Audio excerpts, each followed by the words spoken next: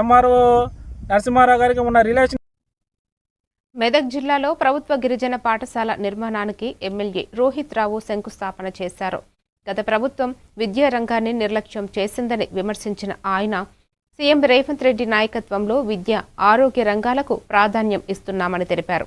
4 కోట్లతో water tank నిర్మాణం చేపట్టి గిరిజన విద్యార్థులకు మెరుగైన వసతులు, నాణ్యమైన విద్య అందించేందుకు ప్రభుత్వం కట్టుబడి ఉందన్నారు.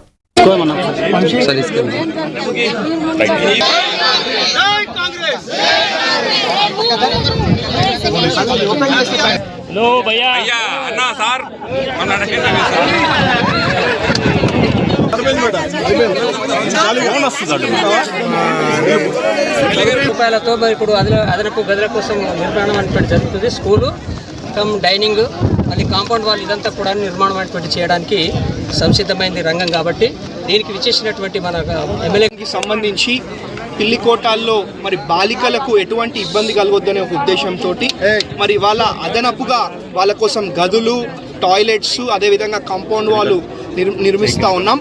కాబట్టి ఇదే కాదు, భవిష్యత్తులో బాలికలకు ఇంకా ఎటువంటి ఇబ్బందులు కలగకుండా వాళ్ళ అన్ని కష్టాలు, అన్ని సమస్యలు తీర్చుకుంటా వాళ్ళకి అన్ని వసతులు కల్పించే విధంగా మేము పనిచేసుకుంటూ మరి అందరూ కూడా మంచిగా చదువుకొని ఇంకా భవిష్యత్తులో ఉన్నతమైన స్థానంకి పోయే విధంగా మేము చర్యలు తీసుకుంటామని చెప్పి తెలియజేసుకుంటాం. 4 కోట్ల రూపాయలతోటి ఇవాళ ఇవన్నీ కూడా మరి